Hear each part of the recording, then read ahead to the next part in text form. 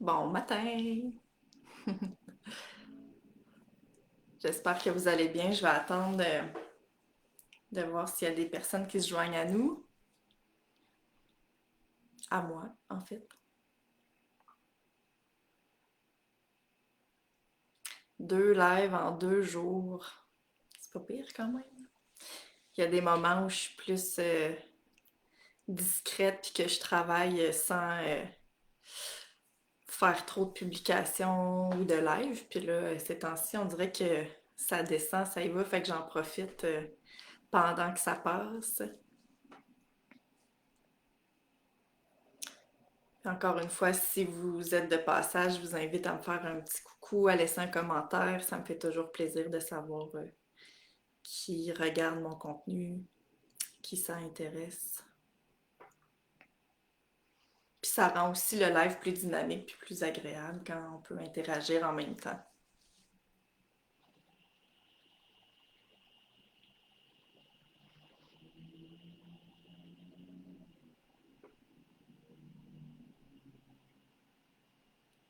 OK. Fait que je vais commencer. En fait, aujourd'hui, je voulais parler de l'importance de rêver. C'est un sujet qui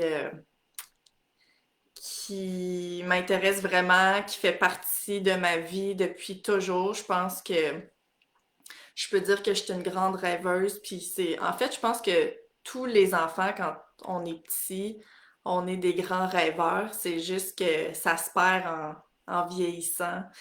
Puis, ben, je pense que moi, je l'ai jamais perdu, ça. Je l'ai toujours gardé. Puis ça m'a été très utile dans ma vie. Puis en vieillissant, dans le fond, la seule chose qui a changé, c'est que non seulement je rêvais, mais j'ai appris à mettre des actions, à mettre des choses en place, à me responsabiliser pour finalement concrétiser ces rêves-là que je portais, tu sais. Donc, pourquoi l'importance de rêver, en fait, puis surtout ces temps-ci, je trouve, en fait, ce qui m'a inspiré à vous parler de ça ce matin, c'est que avec le contexte actuel, on dirait qu'il y a toujours des nouvelles mesures, il y a toujours des limites qui se rajoutent, qui pourraient faire en sorte qu'on subisse la situation actuelle, puis qu'on s'empêche de faire des choses extraordinaires en croyant que c'est pas possible. Puis moi, depuis le début de la pandémie, j'ai jamais arrêté de rêver puis de construire mon quotidien sur des choses vraiment tripantes. Puis récemment, je parlais avec un de mes frères, puis je disais, moi, mon temps des fêtes, il va être vraiment trippant. Peu importe c'est quoi le contexte, les mesures, j'ai juste envie de tripper, tu sais. Puis ça, ben c'est moi qui décide ça, là. Il n'y a pas personne qui peut décider de comment on aborde, comment on vit les choses. Puis il me disait, mais oui, t'as bien raison, tu sais, c'est clair. Puis tu sais, il y a des gens qui vont se limiter parce qu'en justifiant, tu sais, qu'ils ont moins de moyens financiers ou qu'ils vont justifier à cause d'un contexte, à cause de plein d'éléments extérieurs à eux. Puis en fait, c'est pas là que ça se joue, tu sais, ça se passe entre les deux oreilles. C'est tout de là que ça part. Puis, tu sais, si j'avais en ce moment les moyens, probablement que je serais partie avec mon chum puis les enfants, genre dans un pays chaud, puis j'aurais fait fuck off, là, nous, on s'en va triper, tu sais, au chaud, les orteils dans le sable, devant la mer. Bon, là, c'est pas ma situation en ce moment. Puis, en ce moment, peut-être que mes moyens, ça va être... ah, je vois qu'il y a quelqu'un qui se joint. Allô? La personne qui est là. Et c'est ça, peut-être qu'on aura les moyens. Je sais pas, nous, ce qu'on a pensé, c'est genre se louer une chambre d'hôtel, puis avec un bain tourbillon, puis un foyer, puisque nos enfants, ils tripent sur les bains tourbillons, puis les spas dans la vie. Et moi aussi, d'ailleurs. Donc, c'est peut-être ça qu'on va faire. Puis si j'avais pas les moyens de m'offrir ça, ben, donc ça se passerait chez nous, puis je triperais pareil, tu sais. Quand on a été en confinement, j'ai mis plein de moyens en place pour que chaque journée soit merveilleuse, tu sais. Je vous donne des exemples. Mettons, Nous, on a un balcon, puis j'avais sorti un tapis, sorti plein de coussins, puis on s'était fait un coin lecture à l'extérieur. Tu sais, c'était au printemps, en mars, là, la première fois. Puis, ben, tu sais, on a sorti des couvertes, tout ça, puis on s'est fait un moment merveilleux à l'extérieur sur notre balcon avec ce qu'on avait comme moyen. Mes enfants aiment beaucoup jouer à la cuisine, puis on n'avait pas de cuisinette. Ben, j'ai collé des ronds noirs en carton sur un meuble. J'ai trouvé une page de paysage dans une revue que j'ai collée au mur, puis voilà, on avait une cuisinette, puis les enfants, ils tripaient, là. Fait que c'est pas les moyens financiers ou le contexte qui fait en sorte qu'on est obligé d'avoir une vie de merde, tu sais. Comme on peut décider tous les jours de quelle façon on va triper notre vie. Puis moi, je fais tout le temps ça. C'est facile pour moi, mais c'est quelque chose qui se pratique aussi un peu comme un muscle, tu sais. On commence avec des petites choses, puis à un moment donné, les rêves, ça fait boule de neige, ça grossit, puis peut-être qu'à un moment donné, on a plus de moyens, puis qu'on peut faire des rêves encore plus grands. Moi, c'est mon mode de vie, puis j'ai juste envie d'inspirer d'autres personnes, de montrer à quel point on a ce pouvoir-là. Puis si ça vous intéresse, il y a un livre vraiment intéressant sur le sujet qui s'appelle Découvrir un sens à sa vie du docteur Viktor Frankl. Puis ça explique vraiment bien comment on a ce pouvoir-là de rêver, puis de plonger dans notre imaginaire parce que cet homme-là, c'est un psychiatre qui a vécu 3 ans dans les camps de concentration, dans des conditions médiocres, inhumaines. Puis il a trouvé le moyen dans sa tête de s'évader, de s'imaginer des moments extraordinaires. Puis c'est grâce à ça qu'il a survécu. Il a fait plein de liens entre comment les gens vivaient euh, le contexte des camps de concentration, ceux qui mouraient versus ceux qui survivaient, puis il faisait plein de liens avec ce qui se passe dans la tête finalement, les choix qu'on fait, puis comment on aborde les choses. Donc ça, c'est un exemple très, très concret parce que justement, le clash est tellement grand entre son contexte physique où il n'y avait aucun droit humain qui était respecté, il n'y avait aucune condition agréable, puis malgré tout, il a réussi à, c'est ça, à utiliser ce pouvoir-là qui est de plonger dans notre tête, de s'évader, de rêver, puis c'est ça, tu sais, c'est un droit qu'on a que personne peut nous enlever. Donc, utilisons-le, ça coûte rien, c'est là, puis c'est magnifique ce que ça donne. Euh, tu sais, moi, je me souviens de quelqu'un à un moment donné qui me racontait que quand il était petit, ses parents, il avait pas beaucoup de moyens. Puis justement, dans le temps des fêtes, son père avait décidé de découper plein d'étoiles. Les murs étaient peinturés en bleu, puis il avait mis les étoiles partout dans la pièce pour donner une ambiance un peu magique. Puis cette personne-là qui m'en a parlé était rendue adulte, puis ça avait été un moment marquant dans sa vie, tu sais. Son petit garçon intérieur va s'en souvenir toute sa vie de ce moment-là, puis ça prend pas grand-chose. Donc, j'ai comme envie de vous inviter à réfléchir de quelle façon vous avez envie de vivre votre temps des fêtes pour qu'il soit extraordinaire, peu importe c'est quoi votre situation, votre contexte, vos moyens, etc. Puis, pour vous expliquer à quel point c'est important. Rêver, là, c'est comme la première étape de toute chose. Puis il y a tellement de personnes qui s'empêchent de rêver. Quelqu'un qui rêve pas ne peut rien concrétiser parce que c'est tout là que ça commence. Puis je vous donne un exemple. Moi, je suis une grande rêveuse. Mon chum, lui, il est plutôt terre à terre, il est plus rationnel, plus pragmatique. C'est d'ailleurs pour ça que je l'ai choisi parce que quand je l'ai rencontré, j'ai vu plein de qualités. En fait, quand je l'ai rencontré, j'ai su que ça allait être le père de mes enfants. Je trouvais que ces qualités-là, c'était des belles qualités solides pour fonder une famille. Puis ça venait bien compléter euh, mon côté rêveur finalement. Puis au début, il y avait un très grand clash parce que moi, j'avais tout le temps des idées de grandeur, des projets, plein de choses que j'avais envie de faire. Puis mon chum, lui, qui était plus comme au niveau de la sécurité, du oui, mais comment on va faire? Je parlais de l'avenir en disant, ah, ça serait le fun de faire telle affaire. Puis là, il me disait tout le temps, ben là, ben oui, c'est ça. Puis là, il regardait notre situation actuelle, puis il venait comme dire, ben oui, mais c'est pas possible, on n'a pas les moyens, etc., etc. Fait qu'on a parlé beaucoup de ça parce que je lui disais, ouais, mais si on le réfléchit pas, si on se permet pas de le rêver, comment on va y arriver? Même si c'est pas possible maintenant, si on veut qu'un jour ce soit possible puis mettre des choses en place, il faut d'abord le voir, puis se permettre de le voir, sinon c'est mort dans l'œuf, ça arrivera jamais, tu sais.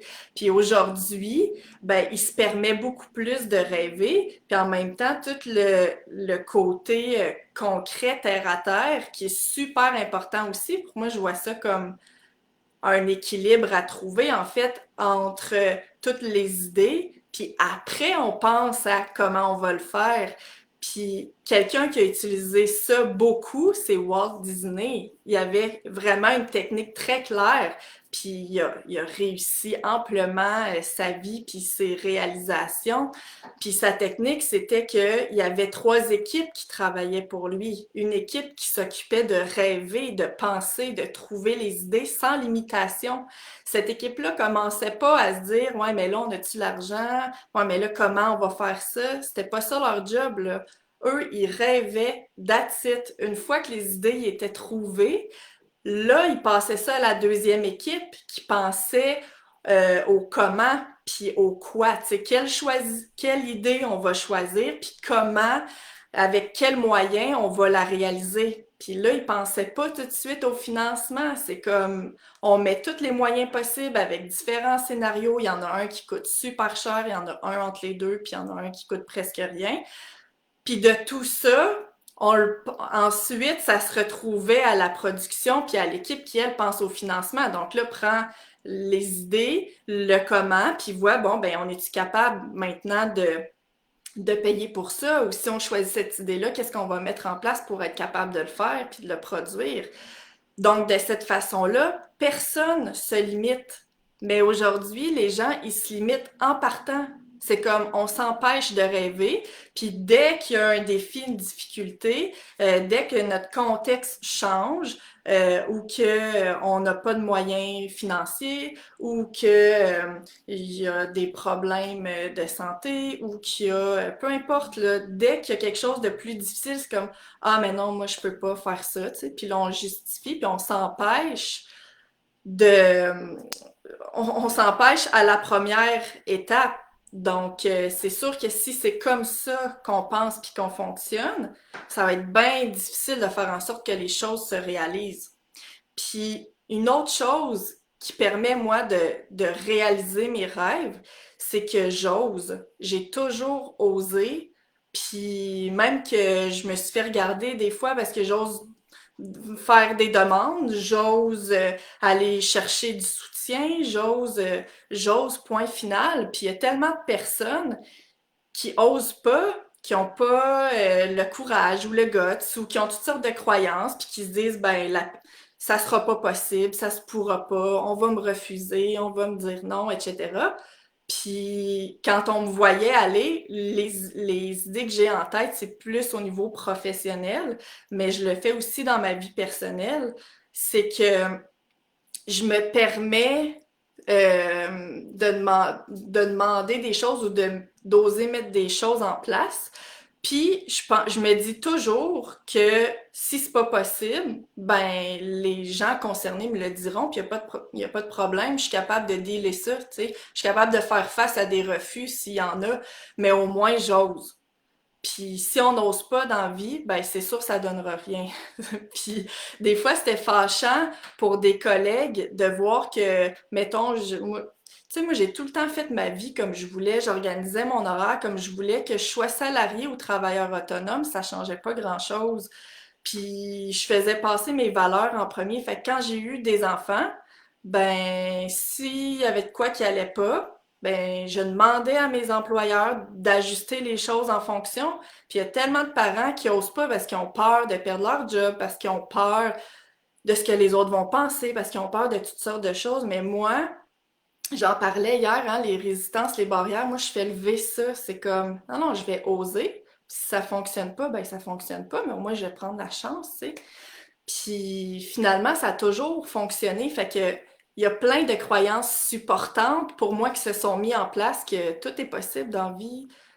Ben parce que j'ai osé rêver, parce que j'ai osé mettre des choses en place, j'ai osé demander, puis je suis prête à faire face que justement, si ça fonctionne pas, si on me dit non, si on refuse, si c'est pas possible, ben ok, ça l'a pas été possible, mais il y a toujours d'autres options, il y a toujours, je veux dire, en ce moment, j'aurais bien envie d'être dans le sud avec mes enfants, c'est pas possible, ben là, je regarde c'est quoi mes autres options. Mes autres options, si ce sont pas possibles, ben ça sera d'autres choses. Il y a comme pas de problème parce que c'est moi qui décide finalement, puis une fois qu'on goûte à ça puis qu'on se connecte à ça, vraiment tout est possible. Puis avec les enfants, c'est tellement le fun à expérimenter parce qu'eux, ils sont connectés à ça déjà. Ils ont un grand imaginaire. C'est facile de croire. Ils se prêtent au jeu. Puis même les ados, là, les ados, ça va être juste différent des fois dans la façon d'apporter les idées ou de préparer le terrain. Ben, tu sais, moi, je me souviens, là, d'avoir, je sais pas, peut-être que j'avais 16 ans ou quelque chose comme ça. Puis là, bouchez les oreilles de vos petits-enfants si vous êtes accompagnés d'enfants, parce que je vais dire quelque chose qu'ils veulent peut-être pas entendre.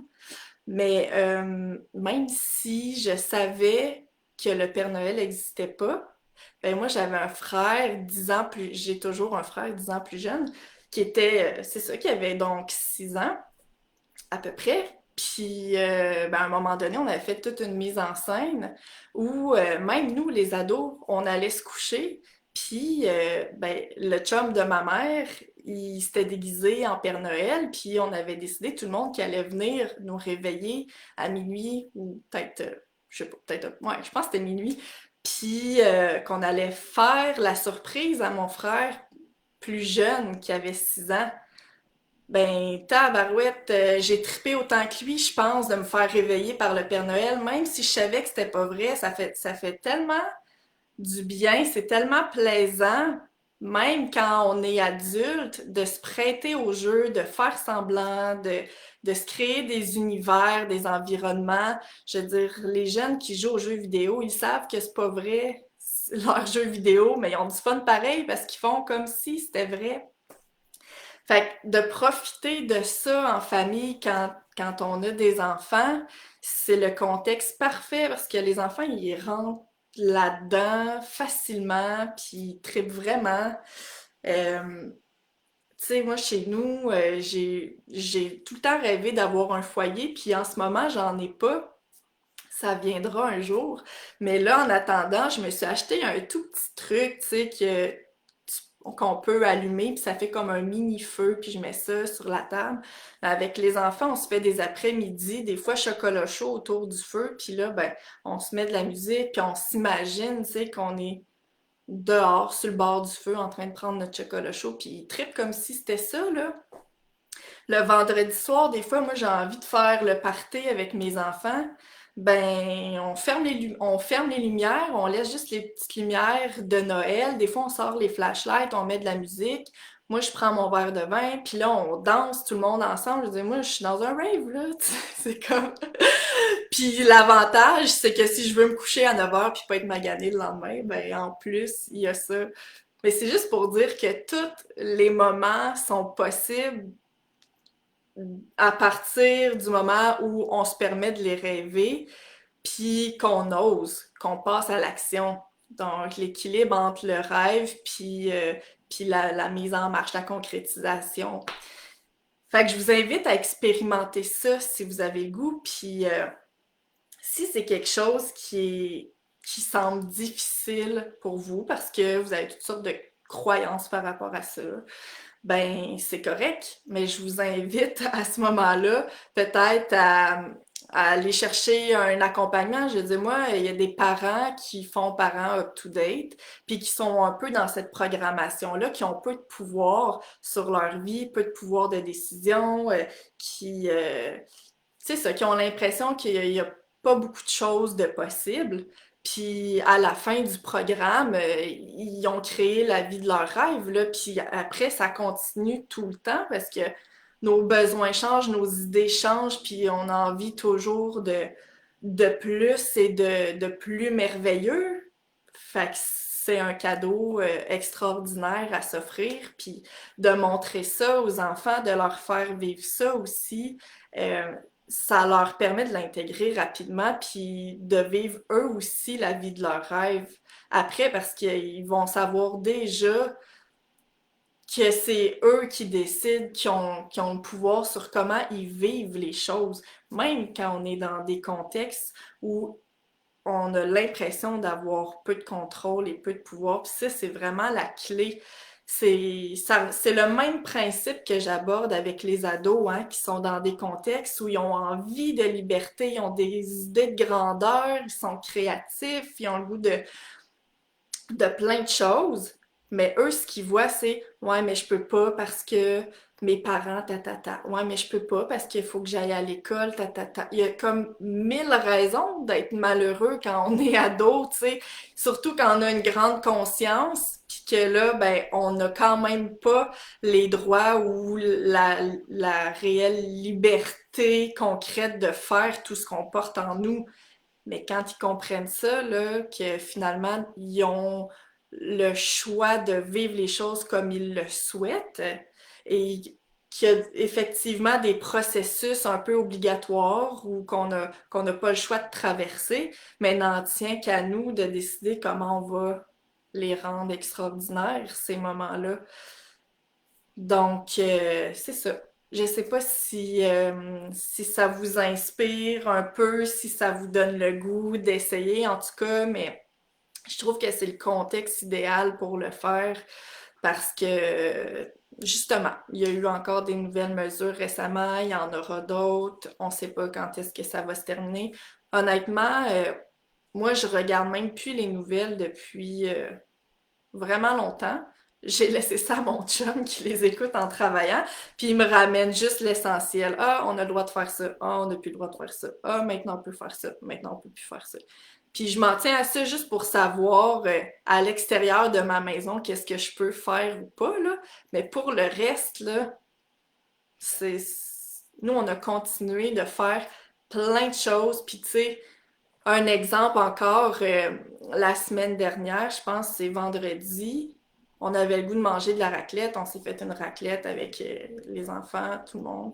Puis le samedi, j'étais comme, ah, j'ai le goût de manger de la fondue. Tu sais, des fois, ces affaires-là, on garde ça pour des moments spéciaux ou de rassemblement ou je sais pas trop. Puis, tu sais, je veux dire, moi, je capote sur les huîtres puis le vin blanc. Mais ça fait 2 mois qu'une fois par semaine, je mange des huîtres puis que je bois du vin blanc. Parce que ça me fait triper, tu sais, puis il y a comme pas de raison de pas le faire. Puis chacun, tu sais, a ses tripes puis ses rêves qui sont différents. Mais pourquoi s'empêcher de faire des choses